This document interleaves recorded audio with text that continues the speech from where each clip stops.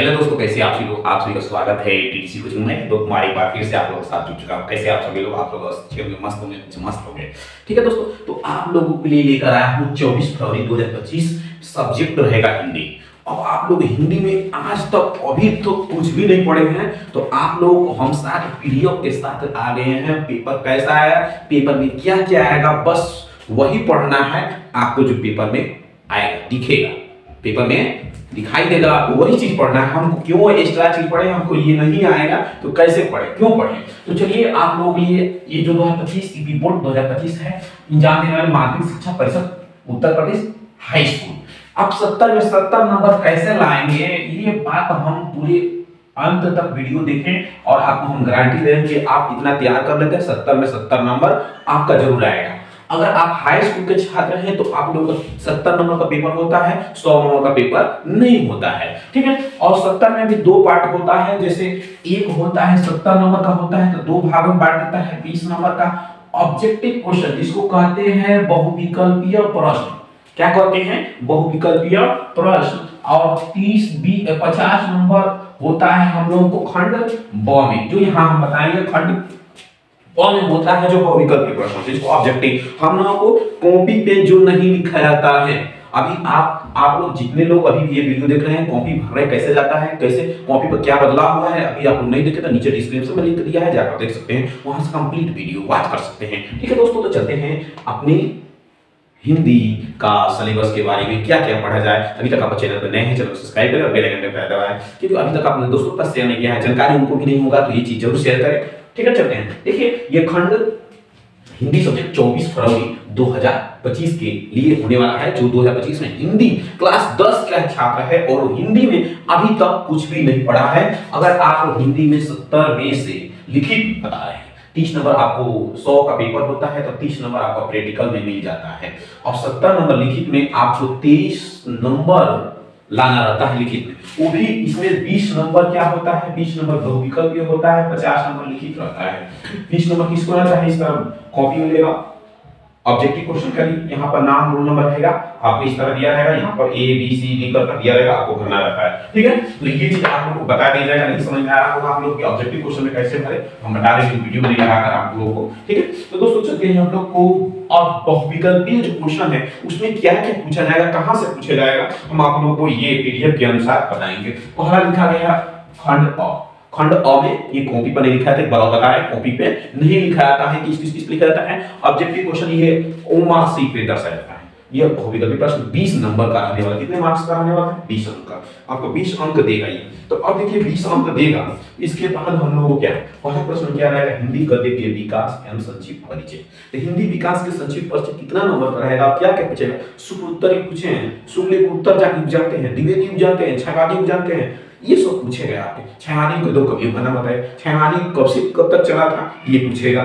ठीक है, ये आप लोग हिंदी के सीरीज में, हिंदी का सीरीज आप लोग देखेंगे, इस तरह दिया रहेगा। आपको देखिए यहाँ पर हेडिंग दिया, हिंदी गद्य के विकास के संक्षिप्त परिचय, ये महत्वपूर्ण, छायावादी के गोदान, मैथिली शरण गुप्त, ये सब दिया है, ये आप लोग याद कर सकते हैं। आप लोग किसी भी प्रकाशन का सीरीज लिए वो मिल जाएगा आपको। ठीक है, ये अंक देता है आपको, इसमें से 5 अंक। ठीक है, अब देखिए दूसरा प्रश्न आता है हिंदी पद्य के विकास संक्षिप्त का परिचय। ये भी हिंदी का परिचय आता है, इसमें रहता है रीतिकाल सुनेंगे, आधुनिक काल सुनेंगे, आधुनिक काल के 2 कवियों का नाम पूछ लेगा, रीतिकाल के 2 कवियों का नाम पूछ लेगा। बिल्कुल ये याद रखिए, रीतिकाल के कब से कब काल चला था ये याद रखिए। अब देखिए ये हो गया, ये भी 5 अंक देता है। अब आते हैं काव्य संदर्भ के। काव्य संदर्भ में क्या होता है, आपको हिंदी के अंडरलाइन देखे होंगे, हिंदी का किताब आप लोग किताब देखोगे, चाहे सीरीज भी है आप लोगों को, तो दिखा लीजिए, आप लोग हम दिखा दे रहे हैं। देखिए जैसे ये लिखा है, गद्यांशों को, रेखांकित अंशों को संदर्भ सहित व्याख्या एवं प्रश्नों को उत्तर दीजिए। ये दिखाई दे रहा है, इसके अंडरलाइन किया गया है नीचे। ठीक है, ये ही होता है रेखांकित प्रश्नों का उत्तर दीजिए। नीचे 5 प्रश्न पूछा है, इसको उत्तर दीजिए। इसमें तो ये नहीं आपका करना है, ये काव्य के नीचे लिखा रहेगा कि ये किसकी मतलब रचनाएं हैं। काव्य मतलब क्या, ये किसकी रचनाएं हैं, ये नहीं उसको याद करना है। वो आएगा, इसमें आएगा खंड ब में, लेकिन उसमें किसकी रचना है ये पूछेगा, रचनाएं पूछेगा। अब देखिए इसमें कौन सा रस पूछेगा, रस क्या पूछेगा आपको, तो रस में हम आपको बता रहे हैं कौन है रस पूछेगा, कौन सा, हास्य रस, करुण रस। रस में क्या पूछ सकता है, रस का परिभाषा पूछ सकता है, उदाहरण देकर पूछ सकता है, या पहचान करने के लिए बोल देगा, ठीक है। ये इसमें क्या पूछ देगा, परिभाषा पूछेगा, भाषा पूछेगा, उदाहरण देकर पूछेगा, और क्या देगा, पहचान देगा, ठीक है। उसी तरह अलंकार आ जाएगा, अलंकार में अर्थालंकार, उपमा अलंकार, रूपक अलंकार, उपेक्षा अलंकार। इससे बाहर नहीं जाने वाला है, आप लिख कर लीजिए, अगर बाहर गया तो बोलिएगा, ठीक है। इसलिए ये अलंकार दे लीजिए। छंद में क्या आएगा, सोरठा आएगा और रूला आएगा। इसमें क्या करने के लिए आएगा, लक्षण देगा और उदाहरण देगा, ये दोनों में से देगा। ये लिखना के लिए नहीं बता रहे हैं, आप लोग को ऑब्जेक्टिव क्वेश्चन में आएगा ये। अब हिंदी व्याकरण के शब्द की रचना का तत्व। अब देखिए उपसर्ग आप लोग पढ़े, उपसर्ग पढ़े ना, प्रत्यय पढ़े हैं, एक एक नंबर का आएगा, एक एक क्वेश्चन आएगा। समास में द्वंद्व समास, द्विगु समास पढ़े, दोनों का कोई दे देगा। दिन और रात में कौन सा समास है, अब आप लोग जानते हैं, पढ़े लिखे हैं, इतने पढ़े हैं, तो आप लोग कौन समास है, तद्भव दे देगा, परवाची दे देगा, विलोम भी दे सकता है। आप लोग इतना आप लोग तैयार कर जाए कि ये 20 नंबर आप लोगों का कंप्लीट मिल जाए। अब देखिए हम लोग चलते हैं और यहाँ से एक स्वरनाम आता है, स्वरनाम भी कभी दे देता है और पूछता है इसमें कौन सा स्वरनाम है, ठीक है। अब चलते हैं हम लोग खंड ब में। नंबर कितना देने वाला है ये खंड ब, 50 अंक का। इसमें क्या क्या आने वाला है तो हम आप लोगों को सीरीज से जो आपको नोट करना है तो नोट कर लीजिए, हम बताते रहेंगे और सीरीज में भी दिखाते रहेंगे आप लोगों को, ठीक है। तो पहला प्रश्न रहेगा आप लोगों को इसमें खंड ब में कि गद्यांश गद्य हेतु निर्धारित प्रश्न उत्तर, गद्यांशों को आधारित प्रश्न उत्तर दीजिए। अभी आप लोगों को दिखा रहे थे जो रेखांकित है गद्यांश, ये देखिए जो रेखांशित गद्यांश है इसका संदर्भ सहित व्याख्या करना है। जैसे कहा है उपयुक्त गद्यांश का संदर्भ लिखिए, उपयुक्त गद्यांश का रेखांकित व्याख्या कीजिए। ये दिया है ना, ममता कौन थी, ममता कहां कौन थी और उसका क्या स्थायी था, क्या अस्तित्व था, तो ये दिया है। तो ये पूरा आपको ये प्रश्न क में मिलेगा, प्रश्न नंबर क में कितने का मिलेगा, क में मिलेगा। दूसरा है पद्य हेतु निर्धारित प्रश्नों को गद्यांश के आधारित प्रश्न का उत्तर दीजिए। तो देखिए इसका भी हम आप लोगों को बता दे रहे हैं, कहाँ मिलेगा आपको। सभी लोगों को आप लोग किसी भी प्रकाशन का सीरीज लिए होंगे आप लोगों को मिलेगा, ये नहीं कि हमारे ही सीरीज में आप दिखा दे रहे हैं आप लोगों को नहीं मिलेगा, ऐसा बात नहीं है, कुछ नहीं। देखिए इसमें भी है, देखिए यहाँ पर दिया है गद्यांश को संदर्भ सहित प्रसंग साहित्य का व्याख्या और उनके काव्यों का संदर्भ दीजिए। संदर्भ सहित व्याख्या देना है और देखिए यहाँ पर दे दिया है कोई गुरुपद सहित राम निहित दिया है और इसका क्या करना है, व्याख्या दिया है। संदर्भ, प्रसंग और व्याख्या, तीन चीज देना है, संदर्भ, प्रसंग, व्याख्या। और कभी कभी प्रश्नों को उत्तर भी पूछ देता है, आप लोग यहाँ से ध्यान दीजिए, ठीक है। और इसके बाद चौथा क्या पूछेगा, तीसरा प्रश्न क्या पूछेगा, दूसरा भी हो गया और तीसरा पूछेगा आपसे, तीसरा पूछेगा संस्कृत गद्यांश का संदर्भ सहित अनुवाद। संस्कृत में गद्यांश आता है, आप लोगों को सीरीज से दिखाना पड़ेगा क्योंकि हम उतना लिखे नहीं है बोर्ड पे, तो आप लोगों को संस्कृत में आएगा गद्यांश। इधर रहता है पीछे सुक्ति उक्ति, आप लोग सर लोग पढ़ाते होंगे, आप लोग जानते होंगे। देखिए यहाँ से दिया है, आप लोगों को सीरीज में दिखाई दे रहा होगा तो देख लीजिए। ये होता है, ये भी आता है और उसके साथ संस्कृत का पद दे देता है। ये तीसरा और चौथा में भी ये भी दोनों आते हैं। संस्कृत पद्यांश का साहित्य अनुवाद कीजिए। अब देखिए कहेगा पांचवा प्रश्न में क्या कहता है, पांचवा प्रश्न में कहता है निर्धारित खंड काव्य के कथा चरित्र चित्रण एवं तथ्य आधारित प्रश्न को। कोई चरित्र चित्रण दे देगा, कथा खंड चित्र दे देगा और उसका चरित्र चित्रण करने के लिए आधारित प्रश्न दे देगा। अब देखिए ये पांचवा था, ये छठवां में क्या पूछता है, प्रश्न नंबर छठवां कहेगा गद्यांश आधारित खंड में संबंधित लेखक के जीवनी परिचय एवं उनकी रचनाएं लिखिए। रचना में क्या लिखेंगे, दे देगा लेखक का नाम कहीं दे देता है, तीन देता है, जैसे आचार्य रामचंद्र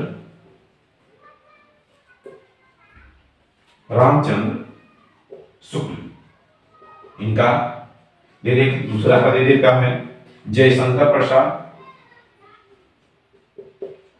प्रसाद जी का, ये भी प्रसादे जी है तो डॉक्टर राजेंद्र प्रसाद, इनका फेमस है। ये तीनों लोगों का जो हम लिख रहे हैं इसमें इन लोगों का हरदम पूछता है, राजेंद्र प्रसाद, ठीक है। ये पूछ लेगा किसमें, आप लोगों को पद्य में। सॉरी गद्य में, ये गद्य में पूछेगा। पद्य में क्या पूछेगा, ये भी कितना है, इसमें रचना भी लिखना रहता है, ये 5 अंक का देता है। ये आप लोगों को देखिए सीरीज में दिखा भी दे रहे हैं कि आप लोग कैसे पूछेगा। तो देखिए यहाँ से आप लोग सोच रहे होंगे कि हम झूठ बोल रहे हैं, तो ऐसी बात नहीं बच्चों, आप लोग क्यों, इससे हमको झूठ बोलने से कुछ भी फायदा नहीं मिलने वाला है। आप कहेंगे सर बहुत फेकू हो रहा है, तो नहीं ऐसी बात नहीं है। आप लोग हमारे वीडियो देख रहे हैं, ये सोच रहे हैं कि हम बहुत ज्यादा मतलब हम लाइक कर रहे हैं, सब्सक्राइब कर रहे हैं, बहुत पैसा कमा रहे हैं, ऐसी कोई बात नहीं है। देखिए बाबू यहाँ पर सुमित्रानंद कम दिया है, इनकी जीवन परिचय और प्लस इनकी रचनाएं लिखेंगे ना, तो अब जाकर आपको नंबर मिलेगा। ठीक है, नंबर कितना मिलेगा आपको, तो बता दे रहे हैं आपको, ये नंबर 5 नंबर देते हैं। कितना नंबर देते हैं, 5 नंबर। अंक इनको कितना मिलता है, अंक 5 अंक मिलता है। अब देखिए 7वां प्रश्न कहता है, 7वां पद्य पूछता है, कहता है पद्य में कहता है कि इनका पद्य पुस्तिका में जो कवियों के जीवन पर चलिए, किसका, कवियों के जीवन पर लिखने के लिए कहेगा। जैसे मानिए सूरदास दास जी का, सूरदास इनका हो जाता है 1 नंबर। 2 नंबर मानिए कि हम लिख देते हैं तुलसीदास, 3 नंबर पर लिख देते हैं बिहारी लाल 3 नंबर पे हो जाते हैं। 4 नंबर पे हो जाती हैं महादेवी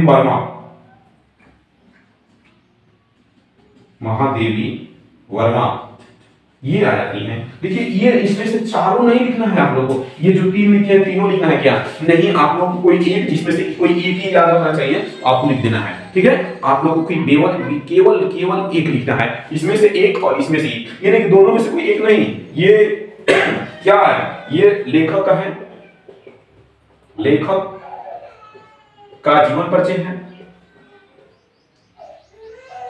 जीवन परिचय है। ये किसका है, कवियों के हैं, कवि के जीवन परिचय, ठीक है, ये लेखक के जीवन परिचय है। इतना आप लोग कर लेते हैं तो आपका ये 50 अंक पे टीचर ये लिखना रहेगा आपको कॉपी में। ठीक है, अब इसके बाद आपको क्या आता है, तो चलिए आपको हम लाइन बाय लाइन बता देते हैं। ये 7वां प्रश्न था, इसके बाद हम 8वां प्रश्न को बता दे रहे हैं। 8वां प्रश्न में आपको क्या आएगा, 8वां प्रश्न में आपको आएगा, 8वां प्रश्न में संस्कृत खंड से पाठ्य पुस्तक का एक श्लोक जो प्रश्न पत्र में न आया हो, कोई एक श्लोक लिखना है, जो आपको प्रश्न पत्र में न आया हो। ठीक है, नहीं आया हो उसी को लिखना है। बच्चे क्या करते हैं कि अरे बहुत सारे याद है, आपका श्लोक बस 2 लाइन का आपको श्लोक लिख देना है, आपको लिख देना है। ठीक है, प्रश्न नंबर 9 में क्या आएगा, प्रश्न नंबर 9 में क्या आएगा, तो प्रश्न पत्र में 9 में पत्र लेखन आएगा, पत्र लेखन आएगा। पत्र लेखन कैसा आएगा आपको, ऐसे दे देगा आपके बहन की शादी पड़ा है उस पर लिखना है, अपने दोस्त के लिए लिखना है, छुट्टी के लिए लिखना है, प्रिंसिपल के लिए, या अपनी माताजी के लिए लिखना है, या बीमार पड़ गए उस पर लिखना है, या आप लिखेंगे। ठीक है, 9 नंबर प्रश्न। 3 नंबर प्रश्न में क्या लिखना है, 3 नंबर प्रश्न में क्या लिखना है आप लोगों को बता दें। संस्कृत काव्य खंड पे आधारित प्रश्नों को कहीं 2 संस्कृत में उत्तर दीजिए। संस्कृत में पूछता है कोई प्रश्न, जैसे वाराणसी वाला एक चैप्टर है, आप लोग पढ़ लेंगे, वाराणसी वाला संस्कृत में 2 प्रश्न का उत्तर दीजिए। ठीक है, ये 10वां प्रश्न। कोई वाराणसी चैप्टर है, आप लोग देख लेंगे, संस्कृत किताब है, सीरीज पढ़िए, जो बता रहे हैं उतना ही पढ़िए, बस आप नोट कर लीजिए, जितना बताया है ना नोट कर लीजिए, इसमें से आएगा आपको।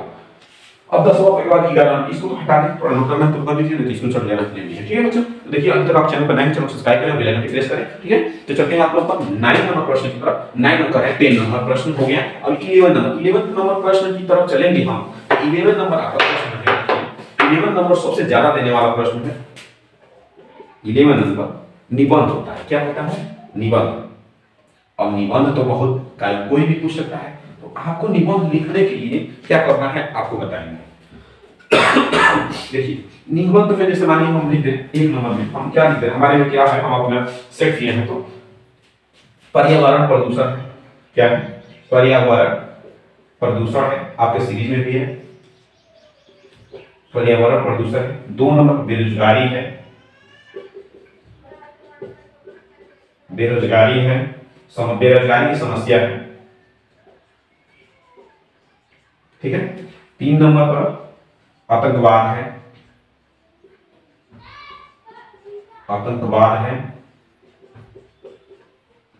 कारण एवं निवारण। ठीक है, अगर आतंकवाद आएगा तो क्या आ जाएगा, चलिए चौथे पे क्या आ जाएगा, स्वदेश प्रेम है, प्रेमी है, चाहे प्रेम है, वही होता है। अब देखिए एक पांचवा का जो होता है, अभी फिलहाल में हम लोग उससे झेल लेते हैं बहुत ज्यादा सभी लोग, कोरोना बीमारी से संबंधित। आप लोग कोविड-19 के बारे में जानते हैं, कोरोना बीमारी, इसके बारे में बहुत ज्यादा चर्चा है। तो आप लोग क्या कीजिए इसके बारे में, अगर आप लोग इतना तैयार कर लेते हैं तो आपका 70 में 70 मार्क्स जरूर आएगा। इतना ही सिलेबस है, आपको कुछ और एक्स्ट्रा नहीं पढ़ना है। कोई क्या सिखा रहा है, बहुत सारे यूट्यूब पर जाएंगे, सर्च करें, बहुत सारे मिलेंगे। देखिए ये आप लोगों को हम बहुत मेहनत कर कर आपको, देखिए सारा चीज आप लोग देखिए स्क्रीनशॉट ले सकते हैं। देखिए ये पूरा इसमें लिखा गया है, आप लोग ओरिजिनल निकाल कर देखिए, यहाँ से आप लोग ओरिजिनल निकाल कर पूरा एकदम पूरा ऑडिशन मिला है ना। और यहाँ से देखिए आप लोग को यहाँ पे देखिए ये आप लोग का 11 क्वेश्चन ही 11 क्वेश्चन बताएं, पीछे नहीं है। तो आप लोग देखिए बिल्कुल आप लोग तैयार रहिए। पेपर 14 फरवरी को आप लोग का पेपर है, इसको स्टार्ट हो जाए। अभी तक आप चैनल पर नए हैं, चलो सब्सक्राइब करें और बेल आइकन दबाएं। इस अभी तक अभी आपको ये वीडियो से क्या फायदा मिला है नीचे कमेंट करके जो बताएं। आपको वीडियो अच्छा लगा तो नीचे कमेंट करें। ठीक है, थैंक्स फॉर वॉचिंग वीडियो।